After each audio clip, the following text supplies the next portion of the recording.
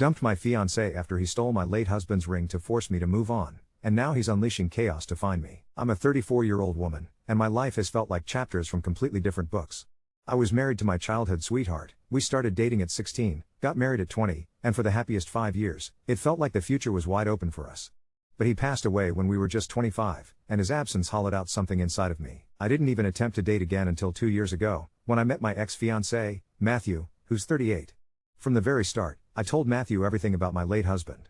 I explained that his family would always be my family, and that twice a month I visited the cemetery, not just to grieve, but to take care of his resting place. Matthew said he understood, and after he proposed, he even asked to join me at the cemetery to pay his respects. I thought things were okay, I genuinely did. For years I still wore my wedding ring, until the day Matthew proposed. If I'm totally honest, I wasn't ready to part with it, not completely. It represented love, memory, and the life I'd shared with someone irreplaceable. I talked about this with my mother-in-law, my late husband's mom, who is honestly still like a second mother to me. She handed me a gold necklace and told me to wear the ring there, close to my heart, where it belonged. My heart felt lighter. That necklace instantly became my daily armor. When I came home, Matthew noticed that I was only wearing his engagement ring, and I could see how much that pleased him. He joked, "Finally decided to get rid of the other one?" I made it clear, smiling gently, "Of course not," and showed him my necklace. His face changed, and he quickly steered the conversation somewhere else. Fast forward to 10 days ago, I was washing my hair and took off my cherished necklace, laying it on the nightstand. When I came out of the bathroom, I noticed Matthew was gone, but I didn't think much of it. He often ran out for walks or groceries.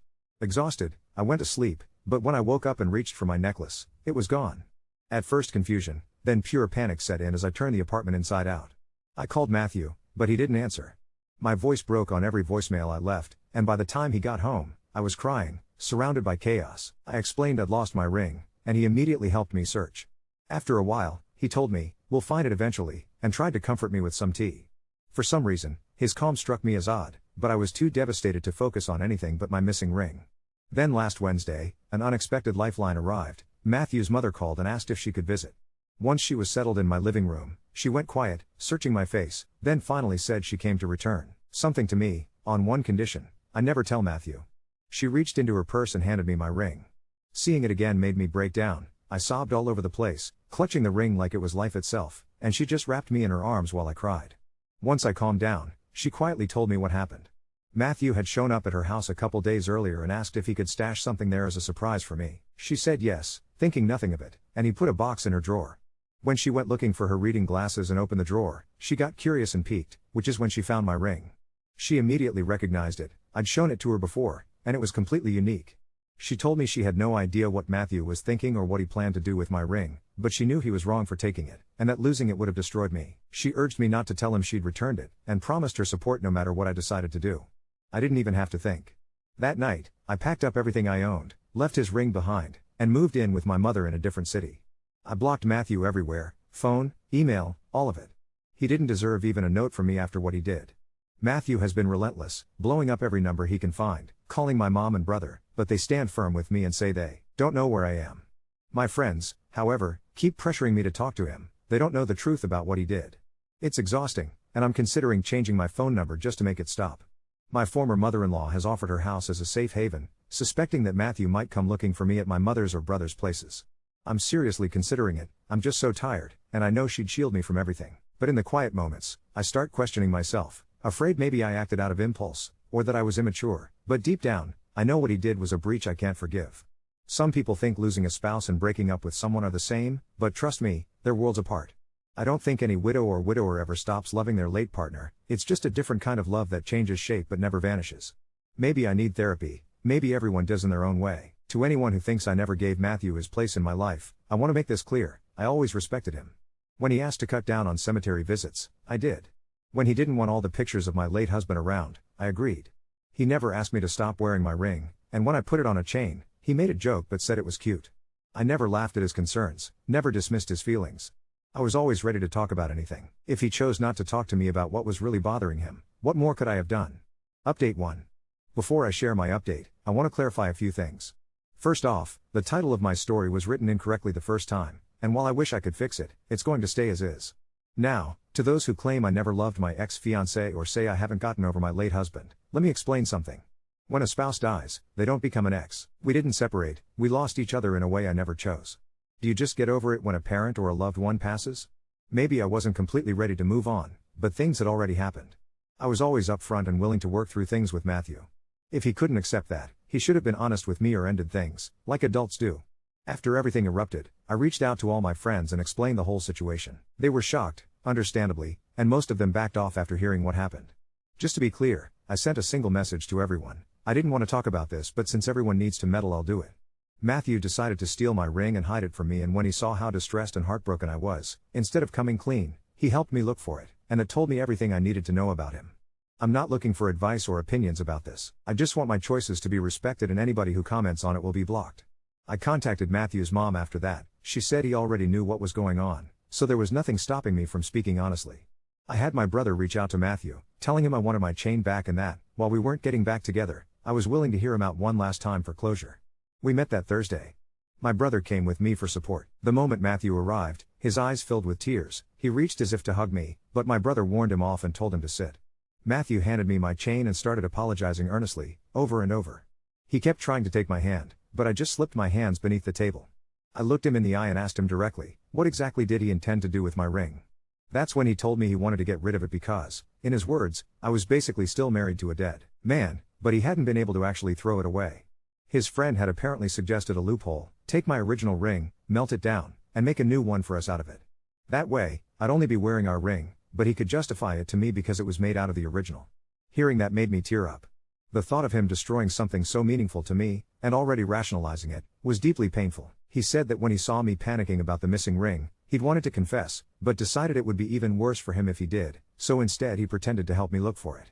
He admitted he was never comfortable with me wearing that ring, never comfortable with any reminder that I had a life before him. And yes, I'd always told him that if he wasn't okay with that, he needed to talk to me or walk away. Instead, he clammed up, hung on to me, and quietly started resenting that part of me. He admitted my compromises weren't enough for him, but he never spoke up because deep down, he knew a real conversation would break us apart. And he didn't want to lose me. So he lied. He apologized again, promising he could change and begging to try couples counseling before ending things for good. But the trust was gone. I told him as much. After all he'd done, stealing, lying, manipulating, I couldn't trust him. I didn't even know what else he might have lied about. At this point, tears were streaming down both our faces. He asked me, so you're really going to choose the dead man over me? I looked at him and told him honestly, this wasn't about my late husband. I was leaving because he lied, deceived me, manipulated, and stole from me. This was all about his actions, not my past. My brother and I left the restaurant, leaving Matthew behind. He's still blocked on everything. Afterward, I decided to go visit my former mother-in-law, my late husband's mom. I'm still here, actually. My family decided to spend Christmas with her and her family this year. They're still at work, so for now it's just the two of us. Being here feels healing. She has so many of my pictures with her son, and now I miss him more than ever. I tried to book a therapist appointment, but the soonest one is in early March, so I'm still searching for something earlier. January or February would be ideal. Honestly, nothing especially dramatic happened after all this, but I do feel exhausted. As much as I miss Matthew, I know I could never just forgive and forget. Maybe he's better off with someone who has a more normal dating history, someone who hates their ex. As for me, I plan to be single for a long time. I genuinely don't mind. I'm surrounded by an incredible family and wonderful friends. Maybe marriage again isn't meant for me, and that's perfectly okay. For the first time in a while, I can say I'm actually excited for Christmas. Wishing everyone a Merry Christmas, wherever you are. Update 2. Christmas with my former mother-in-law was quiet in all the best ways. We cooked, we cried a bit, we watched a really dumb movie with a talking dog, and for a handful of hours my head stopped buzzing. The day after, we took flowers to the cemetery. It had snowed overnight, the grounds were clean and still, the kind of cold that makes sound feel farther away. When we reached his headstone, there was a brand new wreath already there, and something tucked behind the vase. It was a laminated letter, weighed down with a smooth stone. My stomach knew what my eyes hadn't caught up to yet. I picked it up. It was from Matthew. Not to me. To my late husband. A full page of it, apologizing to him for the ring situation, asking him, my dead husband, to let go of me, to make space, as if grief were a jealous roommate he could negotiate with. He wrote that he'd come here man to show he wasn't scared of ghosts. There were lines in there about how he loved me more than a memory ever could, that he'd win me back because she's alive. I don't think I've ever felt so small and so furious at the same time. I didn't leave the letter there. I put it in my bag, marched to the office, and asked if there were cameras. The woman working the desk was kind and practical. There are cameras at the entrance and a few along the main path. She checked, and yes, right before midnight, there was footage of him walking in with the wreath. She printed the report, handed me a copy, and told me, calmly, to call the police and make it official. By the time we got back to the car, my hands were shaking too hard to dial, so my former mother-in-law did it for me. Filing a report turned out to be a relief I didn't know I needed. I gave them the letter, the cemetery's footage, screenshots of all the calls and messages. The officer who took my statement didn't minimize any of it. He said it was invasive and escalating, and that starting a paper trail was smart. They helped me apply for a temporary restraining order the same day. I slept with it on the nightstand like a ridiculous talisman. The next morning, we drove to a jeweler to get my ring checked because the prongs had caught on my sweater, and after everything, I wanted a professional to handle it. The guy behind the counter barely glanced at me before he froze and looked down at the ring in his hand. He went quiet for a second, then said, "I'm 90% sure your fiancé came in here last week asking me if I could melt this down." I must have made some kind of noise because my former mother-in-law stepped closer. The jeweler described him perfectly: height, the way he kept rubbing the back of his neck, the exact box he'd used to show the ring. He said Matthew had asked about repurposing old gold to make something new, and when the jeweler refused without the owner present, Matthew had tried to get him to just give me an estimate then. The jeweler offered to write a statement. I stared at the paperwork with this surreal calm, like my brain had finally run out of room for outrage. We left the ring at the jeweler for a cleaning and a prong check, and on the way home stopped at the bank. The ring is now in a safety deposit box. I put a tiny silver heart on my chain in its place, $5 at a pharmacy, and felt like I could, for once, take a full breath without clutching at my chest. I wish I could say that was the end of it. That night, he showed up at my mother's house. He had no idea I wasn't there. He knocked and then sat on her front step for an hour like he was trying to hatch some kind of absolution out of the cold. My mom called 911 and told him through the door that she'd filed a report and that the police were on their way. He left before they arrived, but the officer who responded added it to the file and helped my mom set up a no trespass notice. His mother called me after. Her voice sounded old. She told me she'd asked him, point blank, if he'd gone to the cemetery and written that letter. He said yes. She told him she was done being his messenger or his cover. I didn't ask her to choose anything. She chose on her own. People keep surprising me. Sometimes it's awful, other times it's the only reason I'm still standing. Small good things keep slotting into place. The therapist I wanted had a cancellation for next week and I grabbed it. My boss approved a short-term remote arrangement so I can stay here for a while. I found a month-to-month studio 15 minutes from my former mother-in-law's house that smells like lemon cleaner and old books and gets a ridiculous strip of sun at 4 in the afternoon. We carried in my plants and a kettle and a box of mismatched mugs, and it felt like putting skin back on. On New Year's morning, we went back to the cemetery with 2 thermoses and a blanket, because that's what he and I used to do when we were young and didn't know life could gut you and leave you walking. The horizon went pink and then ridiculous gold. I didn't say anything out loud. I didn't talk to the air or ask for signs. I just sat there and let the cold bite my face while the sun was warm on my hands. When we got up to go, my former mother-in-law slipped me a small envelope she'd found tucked in a box in her closet. It was a letter he'd written during our first year of marriage and never given me, probably because he was a goof about big feelings back then. There was a line in it that made me laugh and cry the way you do when something hits every nerve at once. If some brave person ever loves you after me, be gentle with him, okay? I can't imagine what it's like to share you with my specter. I'm competitive even as a ghost. But if he doesn't fight fair, show him the door. I don't want you small. I don't think I've ever felt as seen as I felt reading that. The order hearing is in 2 weeks. The jeweler's statement is filed. I've changed my number. My chain is light, and my hands are steady again. I'm not okay in a neat, packaged way, but I'm okay in the way that means I wake up and make coffee and answer emails and laugh at videos my brother sends me of his dog stealing socks. It's strange, the way peace doesn't show up with trumpets. It shows up like a Tuesday, quiet and possible. Update 3. The first thing my therapist said was, grief isn't a rival. It's a room in your house. I didn't argue. I just nodded and watched the way a sunbeam moved across her rug and tried to breathe into the place where my collarbones meet. We talked about the difference between memory and possession, about how control wears a lot of costumes, jokes, grand gestures, silence. I left with a sentence I could hold like a rail on stairs. I don't have to shrink to be safe. 2 days later, my phone buzzed in the grocery store with a notification I'd never seen before. An unknown air tag was moving with me. I stared at the screen long enough for the cilantro to wilt in my hand. The produce guy offered me a rubber band because I looked like I might drop everything, and I found myself explaining to a stranger that my phone thought something was following me. We checked my tote, my coat, the ridiculous pocket in my scarf. Nothing. It was the manager who thought to look at my car. He came outside with me, jacket unzipped, breath fogging. The air tag sound was thin and insect buzzy once we triggered it. The noise led us to the rear wheel well, where a neat square of black tape was tucked above the lip like someone had pressed their thumb there hard. He peeled it off. A little white disc sat in his palm, quiet and smug. I called the officer handling my case, and when she arrived, she didn't touch me like I was fragile. She took photos, bagged it, told me the serial could be traced, that there was a process, that we would follow it. She added it to the report. The paper trail turned into a road. The hearing felt like a dentist's waiting room had gotten dressed up in oak. The radiator hissed. Someone's winter boots squeaked every 10 seconds. Matthew showed up in a suit I'd never seen before and the tie I bought him for my brother's graduation, a tiny, petty detail that made my stomach flip. He tried to hand me an envelope in the hallway and the bailiff's voice cut through the air, flat and final. "Sir, step back." His mother was there. She didn't sit with him. She folded her hands around her purse like it was the only thing tethering her to the planet. When the judge asked if anyone else had information about the incidents, she stood up, voice steady, and told the truth.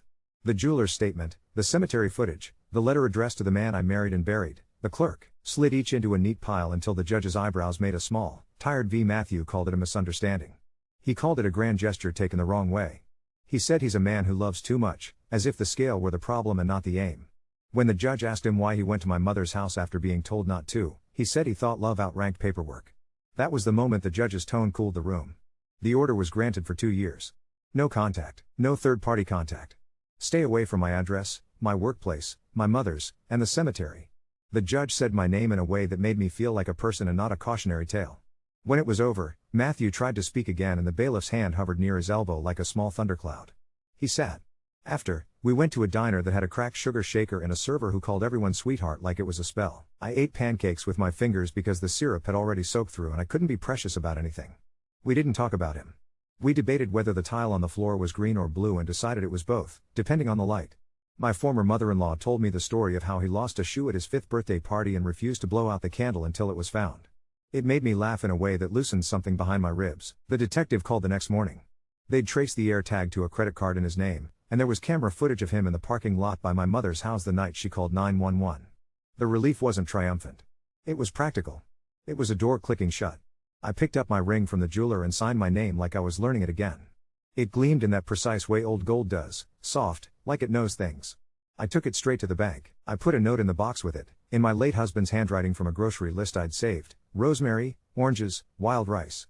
It felt right to let those words keep it company. At home, the studio smelled like lemon cleaner and wet wool. I strung a tiny brass bell over the inside of my door, not for security, just for the soft happiness of a sound when I come in. The sun did its 4 p.m. trick on the wall. My plants were obnoxiously alive. I boiled water and made tea and, without planning to, wrote a letter that began with my own name. I wrote down what I would not bargain away again. I folded it and slid it into the back of a book on my shelf so I'd bump into it by accident later and remember. In therapy, I said out loud, for the first time, I didn't do anything wrong, and then promptly cried like I'd bitten my tongue. We talked about ritual that isn't worship, how to honor without inviting people to trample. I'm learning to let the calendar be the calendar without making it a shrine or a test. I'm learning that peace can be loud too, that it can make a noise like a pot finally starting to boil after the hush of waiting. There was one more ripple. His friend, the one with the loophole idea, sent a message from a new number saying he didn't think Matthew would actually do it and that he was sorry for his part. I didn't open it. I stood in the kitchen and watched that bubble of anger rise and pop and then disappear. Then I deleted the message and the number and went back to my tea. I don't need apologies that arrive like advertisements. On Saturday, my former mother-in-law handed me a little glass jar with a pothos cutting swirled in water. It had flung out roots like white threads, shamelessly hopeful. It doesn't ask much, she said, and we both pretended she was only talking about a plant. I set it on the windowsill in the strip of 4 o'clock sun and watched it turn its face. The order paperwork is pinned inside my cupboard. My phone is quiet. My chain is a thin weight against my skin. The bell by the door makes its soft note when I leave and when I come back. I am learning what my life sounds like without someone knocking at it from the wrong side. Tonight I'm going to bake the rosemary orange thing from the old grocery list and let the apartment smell like a memory that belongs to me. Peace is still showing up like a weekday, but sometimes, for a minute or two, it's fluorescent, stupidly bright, and I don't look away. Update 4. The lemon cleaner finally faded. Now the studio smells like whatever I cooked last and a little bit like soil. The pothos cutting through a tantrum of roots and I gave in and bought a bag of potting mix that left a soft brown crescent under my thumbnail for 2 days. The bell over my door has learned my schedule. It gave one clear note the morning a courier knocked with a certified envelope and a pen shaped like a carrot for me to sign with. The paper inside was thick and smug. An attorney, on Matthew's behalf, demanded the return of all jewelry gifted in contemplation of marriage and a retraction of statements causing reputational harm. The tone of it was the written version of someone leaning over your shopping cart. My hands went cold in that very old way, but the ridiculous carrot pen was still in my pocket like a reminder that some things are silly no matter how dramatic you want them to feel. I took the letter to the courthouse because that's where I knew how to go now. The legal aid clinic is a room with bad coffee and a bulletin board full of phone numbers that look like life preservers. A woman with a silver bob read it twice, then looked up at me with the calm of someone who has watched this play 100 times. She explained, gently, The order means he can't use anyone to talk to me about anything that isn't absolutely necessary for a legal proceeding. This wasn't that. And even if it were, he already has his ring. If he's pretending otherwise, he can explain that under oath. As for retractions, she almost smiled. He doesn't get to rewrite facts because he doesn't like the shape of them. She drafted a response in front of me that said more with fewer words than I've ever managed, and sent it certified. I walked out lighter, like someone had taken a backpack of bricks off me I didn't realize I'd kept on. The detective called that afternoon. The air tag, the cemetery, my mother's porch, together, they made a line instead of dots. The district attorney filed 2 misdemeanor charges, placing a tracking device without consent and violating a protective order. There's a warrant, he said, and then, later that night, another call. He'd been picked up on a traffic stop. I didn't whoop or cry. I sat on the edge of my tub and watched the faucet drip once, twice, 3 times, the way I used to time contractions of panic, and realized my shoulders weren't at my ears. It felt like a door had shut, not slammed, just closed and latched. His mother rang me the next morning. I heard, she said, and quiet isn't the same as empty. We didn't apologize for anything we weren't responsible for. She asked if I needed groceries. I told her I had oranges and rosemary, and we both knew that was code for a different kind of abundance. The universe seems to be in a weird mood about letters. An email slid into the account I use for online orders. The subject line was simple: I think we dated the same man. I sat with it for a full minute before I clicked. The woman's name meant nothing to me and everything in the way she told a story. We met at a cafe with chairs that make your knees feel tall and too much light for secrets. She ordered tea and stirred it like it owed her money. She told me about the way he rubbed the back of his neck when he thought he was being reasonable while trying to win an argument by exhaustion. She told me about a locket that had been her grandmother's, a delicate thing with a hinge that clicked like a whisper, and how he'd taken it temporarily to integrate it into their future. His phrasing, not mine. She told me about a note he'd left at her father's grave because she didn't answer his calls 1 week, a note with language so familiar my stomach tilted. Man to man, let go, make space. She'd left, she said. She had her own order now, older than mine, a calendar notch she never celebrates. We weren't there to build a bonfire out of mutual anger. We compared scars the way you do in the mirror when you're alone, quickly, then with a strange tenderness. When she apologized for not warning me earlier, I told her there's a difference between a lighthouse and a time machine. She laughed and wiped her eyes with a napkin that disintegrated and left little paper pills on her cheek. We agreed to text each other the kind of things you text people you trust to understand. Made soup, slept through the night, saw a ridiculous dog in a sweater. On my way home, a man outside the hardware store tried to sell me a keychain with my horoscope on it and I bought it for no good reason other than it felt nice to choose something that didn't matter. Late that afternoon, the smoke alarm chirped, not because anything was burning but because that's what it does when it decides you've been too calm for too long. I dragged a chair from the table, stood on it, swore softly at the battery compartment, and then there was a polite knock on my doorframe.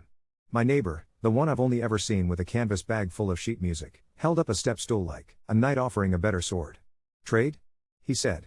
We swapped, and in 30 seconds the chirping stopped. He introduced himself as Saul, retired middle school band director. He pointed at the bell above my door and said, good tone, like it was a student he was proud of. When he left, he slipped a folded piece of staff paper under my door. On it, he'd written a simple 4-note line, the kind you could play with one finger. Under it, he'd written, for when you need a different sound. The arraignment didn't require me. My phone vibrated with a case update like it was catching up to itself. Conditions: no contact, no third-party contact, no tracking devices, surrender of firearms, GPS monitoring, counseling program. The words are dry, but they soak. I took the train to see my former mother-in-law with a cake carrier balanced on my lap like a fragile planet.